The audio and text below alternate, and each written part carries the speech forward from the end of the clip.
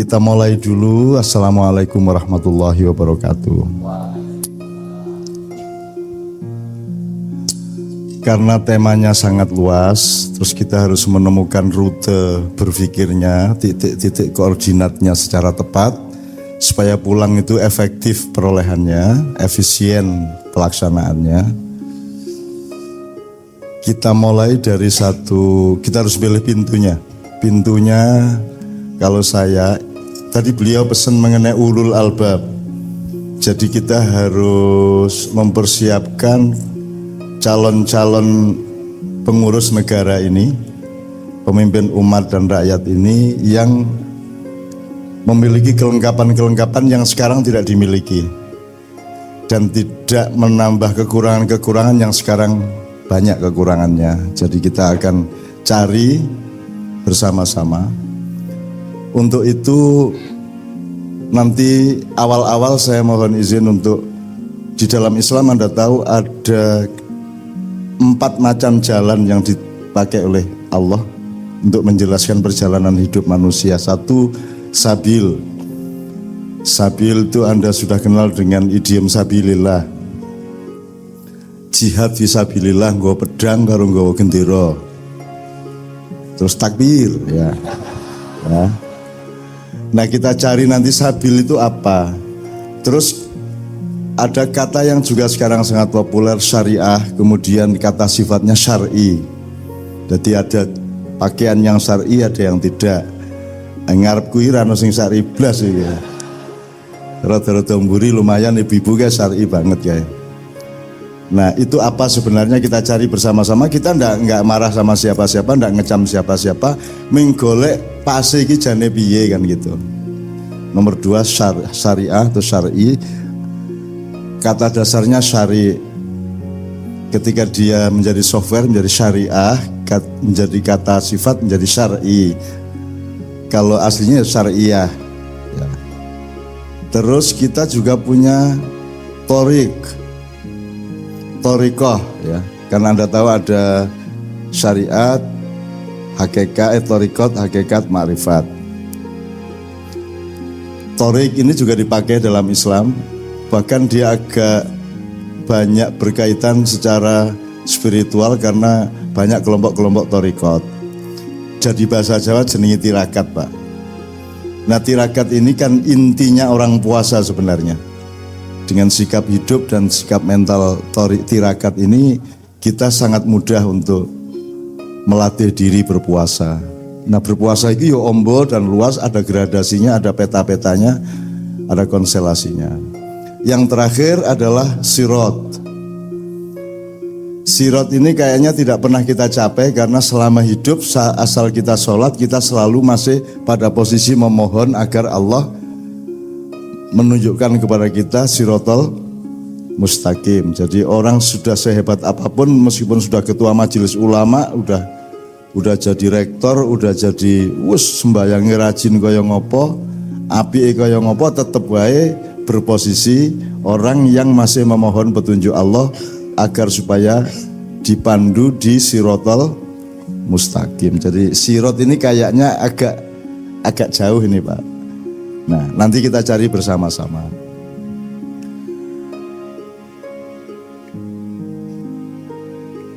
Karena urusannya jalan, maka berarti yang kita lakukan adalah mencari bagaimana caranya berjalan, kemana kita berjalan. Berarti kita berada di rentang waktu masa silam, masa kini, dan masa depan. Nah, berarti dari masa lalu, masa silam, masa depan kita harus berangkat dulu. Nek ngono saiki ndelok nang ngarep sik apa nang mburi sik? Kan gitu. Kalau rutenya Nabi Khidir dengan peristiwa dengan Nabi Musa itu kan masa kini, masa depan, masa silam, masa kini, masa depan, masa silam, itu rutenya. Cara kita berpikir seperti itu. Jadi kalau kita sekarang bergerak itu kita loh, ini mau kemana kita? Begitu kita melihat ke depan, waduh, saya belum punya pengalaman untuk ke sana. Soalnya bapak saya dulu juga enggak ngajarin gitu. Jadi selalu masa kini, masa depan, masa silam, masa kini, masa depan, masa silam. Kalau di Nabi Khidir kan pertama peristiwa kapal dibocorkan, dan itu Ainul yakin terjadi hari itu juga, konteksnya juga terjadi hari itu. Yang kedua, mencekik anak kecil, dan ini jangan ditiru, termasuk yang ikut mapala yang tidak usah mencekik-cekik lah ya. Dan saya sangat kagum kepada Pak Rektor sama Bapak PR3 yang mengundurkan diri sehingga mereka menjadi pemimpin. Kalau kita ngomong hardware, pemimpin itu ketika punya jabatan, gitu Pak ya. Tapi kalau kita ngomong software, menjadi pemimpin justru ketika dia meninggalkan jabatannya. Bener nggak itu? Kalau dia terus duduk pemimpin yang ngunuh-ngunuh kan gitu kan? Berarti bukan pemimpin sampean. Pemimpin yang sejati adalah yang berani berdiri paling belakang, tutwuri handayani. Nah, sekarang orang kalau di belakang mesti pekerjaannya bukan handayani tapi banyak yang hanje gali. Tutwuri hanje gali gitu. Hanya dui handugangi apa liane. Ngaploki gitu, sapi turute gitu.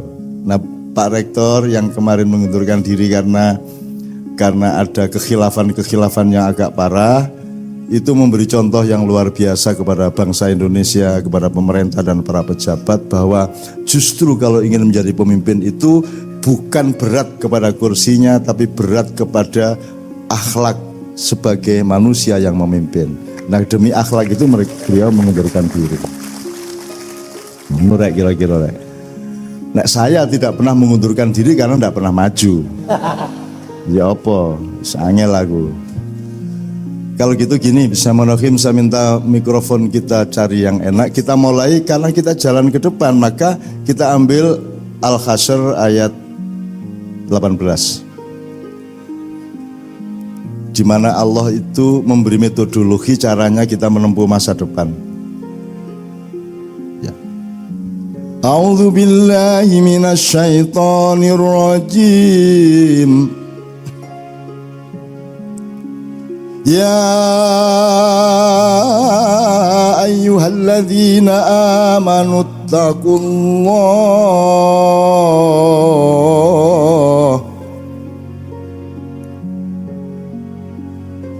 Ya ayyuhalladzina amanu taqullah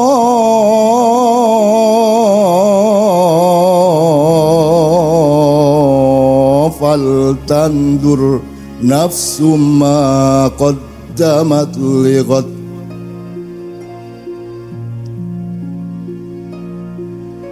Ya ayyuhalladzina amanu taqullah wal tandur nafsum ma qaddamat lighad.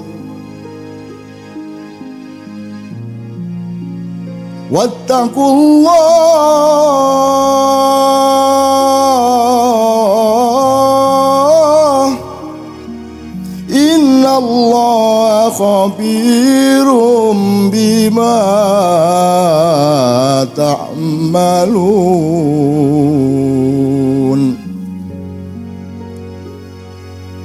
Wala takunu kalladzina nasullaha wa ansahum anfusahum ulaika humul fasiqun.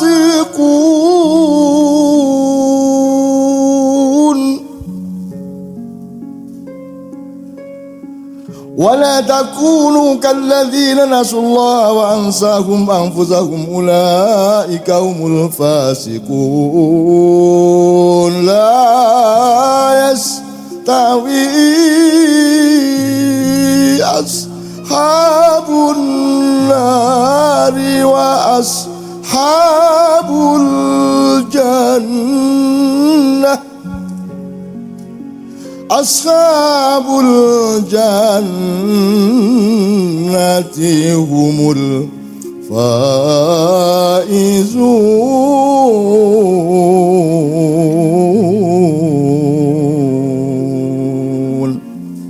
Wahai orang-orang yang beriman, perhatikan urutannya ya. Bertakwalah kepada Allah, terus lihatlah ke depan. Begitu kamu sudah menempuh tahap melihat ke depan, dicegat lagi, bertakwalah. Jadi jangan pernah ada langkah tanpa diawali dengan takwa dan diakhiri dengan takwa. Dan akhir takwa itu merupakan awal dari perjalanan berikutnya. Karena kata ittaqullahnya 2 kali, awal dan akhir. Karena kalau kita tidak menjalankan metode itu, nanti kita akan malu sendiri ketika Allah menerapkan innallaha khabirum bima ta'malun. Nanti Allah mengumumkan salahnya kita itu. Bayangin kalau Pak Rektor tidak mundur, nanti Allah mengumumkan lewat medsos. Kan gitu. Medsos itu soalnya ada najwanya.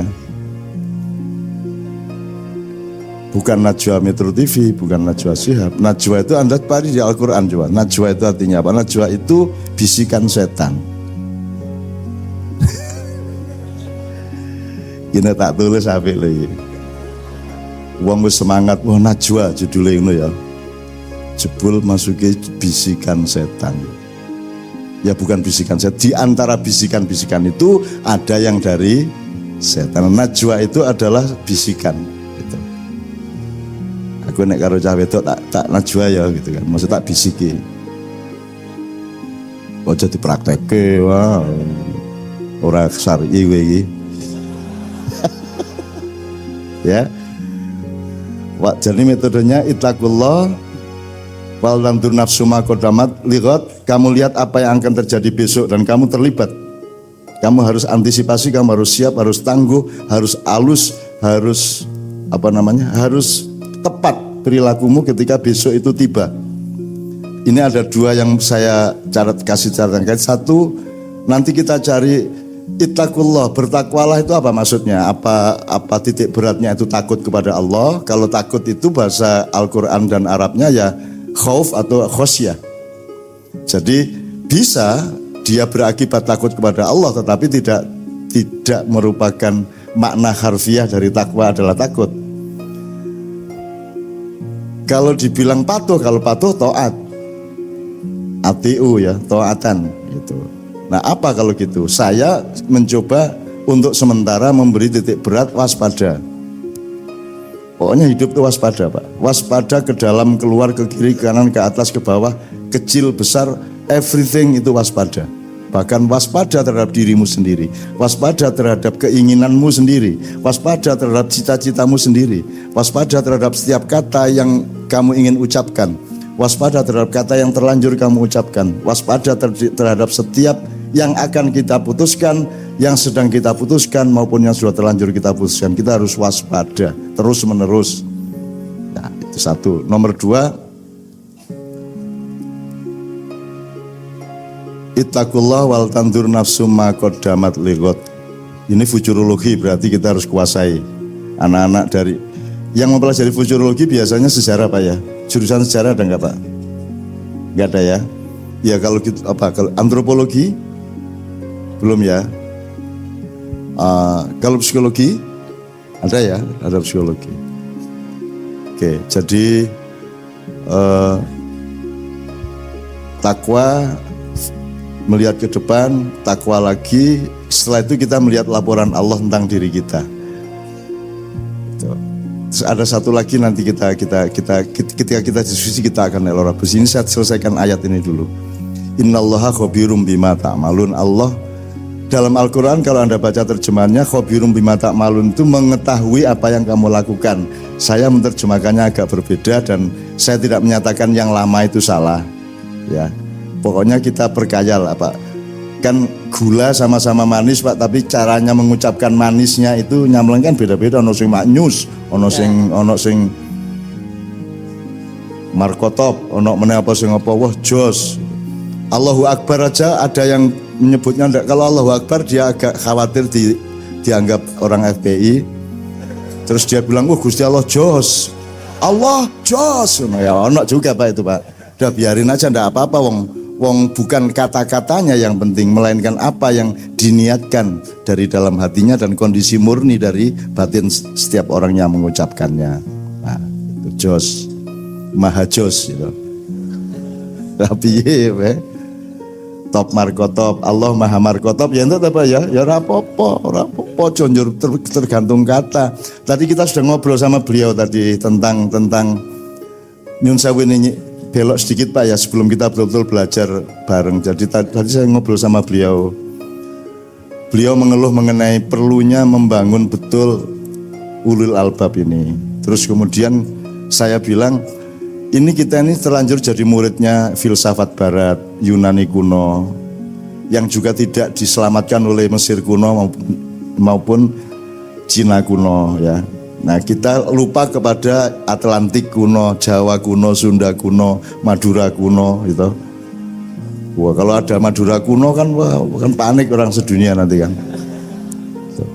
Jadi misalnya gini loh Mas, sekarang kalau di ilmu modern ada dikotomi, ini masalah intelektual, ini masalah spiritual, ini masalah material kan gitu.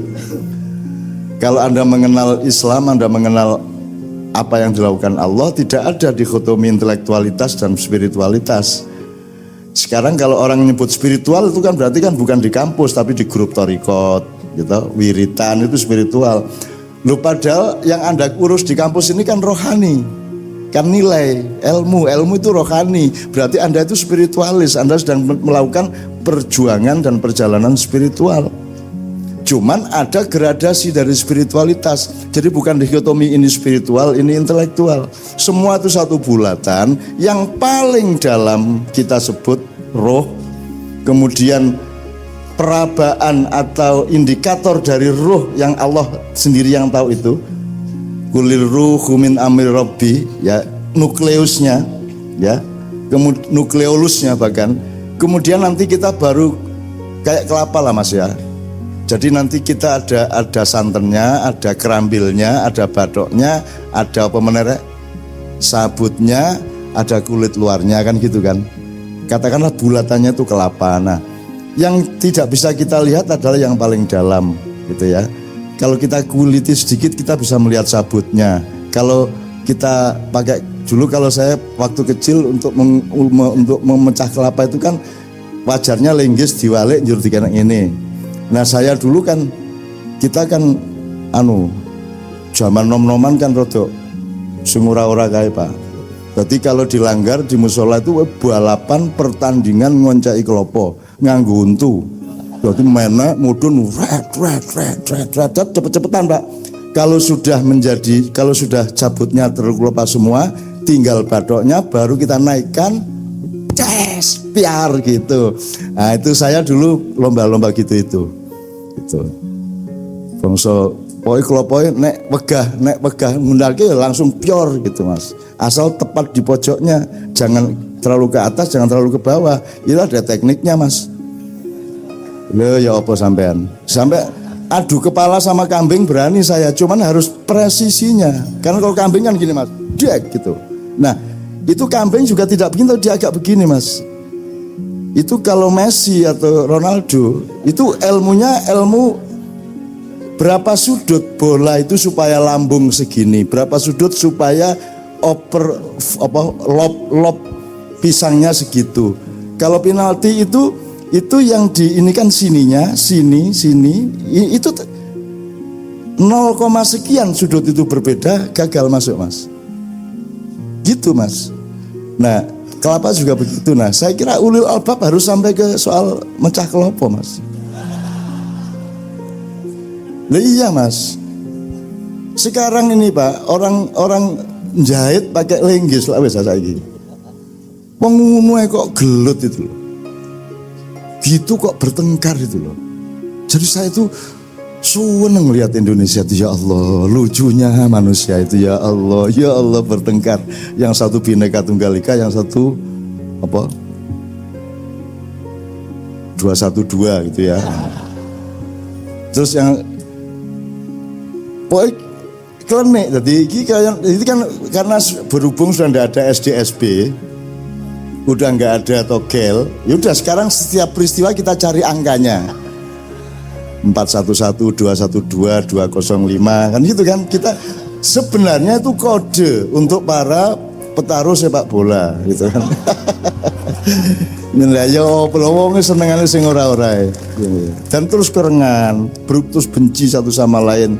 Kemudian balas dendam satu sama lain terus sampai hari ini. Sekarang ada viral sapa iku ya saiki pokoknya giliran ini lagi giliran mukul. Jadi kalau zaman dulu Pak ada pertandingan ujung Pak. Sampai ujung. Ujung itu pakai penjalin panjang itu gantian mukul.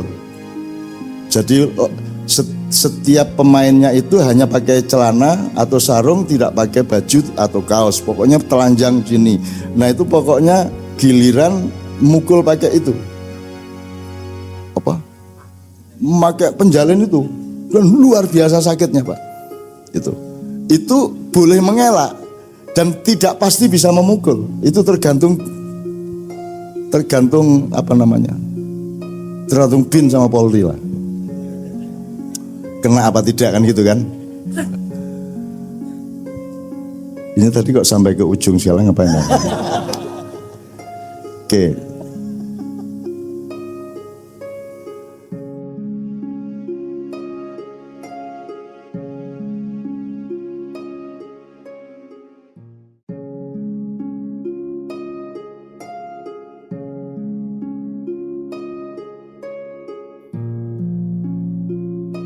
Assalamualaikum warahmatullahi wabarakatuh. Thariqat Hakikat Ma'rifat.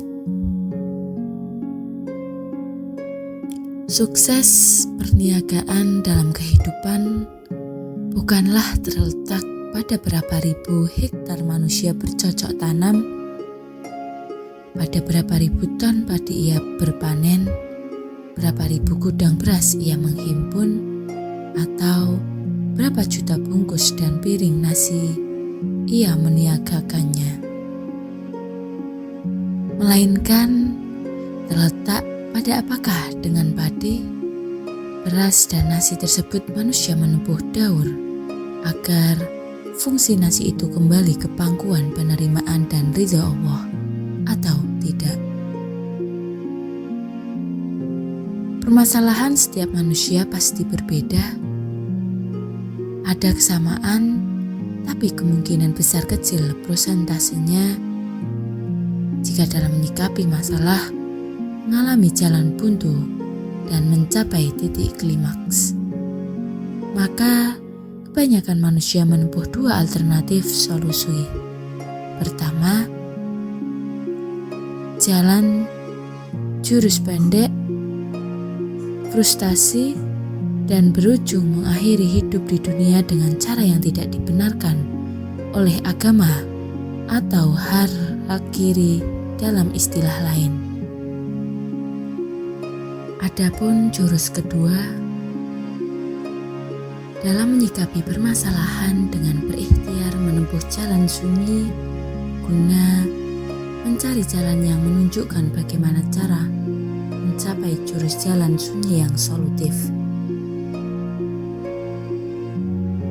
Setiap manusia pasti memiliki jalan masing-masing dalam menempuh jalan sunyi, karena dalam diri manusia sudah tertanam cipratan cahaya suci dan murni dari Yang Maha Suci dan Murni. Oleh sebab itu, manusia bisa berperilaku gravitatif terhadap sumbu langit dan bumi, hablu minallah dan hablu minan nas.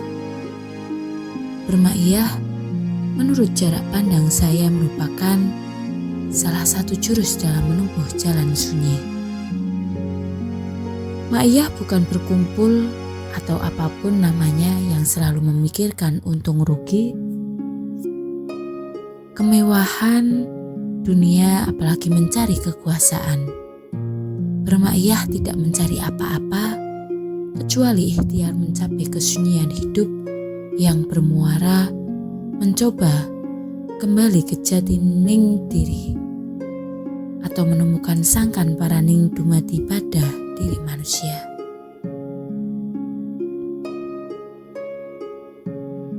Maiyah membuat metode bagaimana caranya membereskan permasalahan manusia dengan dekonstruksi pola pikir yang hakiki jujur, suci yang digali pada diri manusia.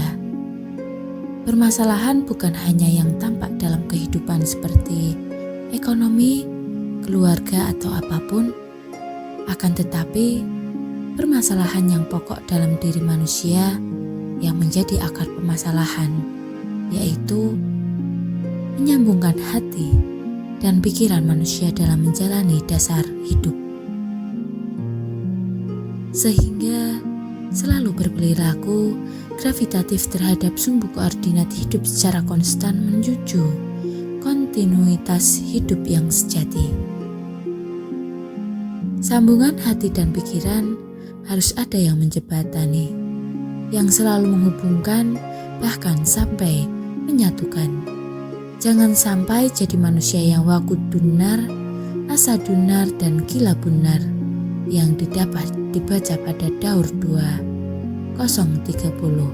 Struktur kehinaan menyebutkan betapa dahsyatnya kerjasama antara ketiganya, wakut dunar, asa dunar, dan gila benar. Itu menciptakan fitnah besar di dunia, membangun kehancuran dengan kejahatan dan kebodohan, yakni manusia yang kufur terhadap Allah secara terang-terangan, tidak menutup-nutupinya, tidak bersikap munafik, wakut dunar yang pura-pura muslim, padahal kepentingannya adalah dunia, gila benar, fitnah-fitnah kerusakan dunia disebar oleh asa dunar.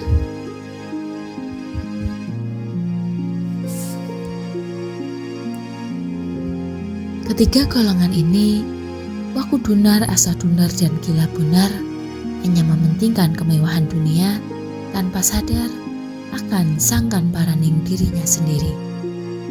Berebut kekuasaan demi melanggengkan kemakmuran semu, saling fitnah sesama manusia, perang nyata sampai perang siluman. Memosisikan hati jadi pikiran, dan paling parah, memosisikan dunia sebagai tujuan hidup. Seakan lupa bahwa ada perkataan urip iku mung mampir ngombe. Hidup cuman ibarat lewat buat minum air. Padahal seperti pada Daur 2:045 berebut hiasan dunia. Sesungguhnya kami telah menjadikan apa yang di bumi sebagai perhiasan baginya, agar kami menguji mereka siapakah di antara mereka yang terbaik perbuatannya. Quran Surat Al-Kahfi ayat 7. Puncak dari itu semua, manusia dengan segala kebodohan berpikir padahal dalam kemajuan zaman modern ini adalah secara terang-terangan memisahkan urusan manusia dan Tuhan. Tidak ada lagi mindset manunggal kaulalan Gusti, bahwa di dalam setiap kebutuhan manusia pasti ada keterlibatan Tuhan. Secanggih apapun ilmu pengetahuan, tidak akan bisa memisahkan keterlibatan Tuhan terhadap segala yang ada di alam semesta, termasuk urusan manusia yang sangat kecil ukurannya dibanding kebesaran dan kemurahan Tuhan. Belajar membaca jarak pandang sangat diperlukan untuk menghadapi situasi yang berada di tengah-tengah keadaan wakut dunar, asa dunar, dan gila benar. Terasa sulit jika membaca keadaan seperti saat ini. Maka harus ada jurus jitu yang bisa melawannya.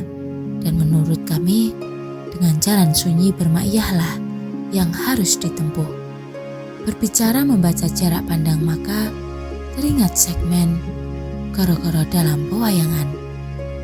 Goro-goro yang dilakoni oleh punakawan mengisi keriuhan perang saudara Bratayuda yang terjadi di Kurusetra. Goro-goro memberikan jarak pandang yang berbeda yang tidak terpusat pada gemerlapan dunia. Jika dianalogikan pada keadaan sekarang, maka goro-goro sangat dibutuhkan yang mampu menjadi sesepuh, aji sepuh, sampai panembahan.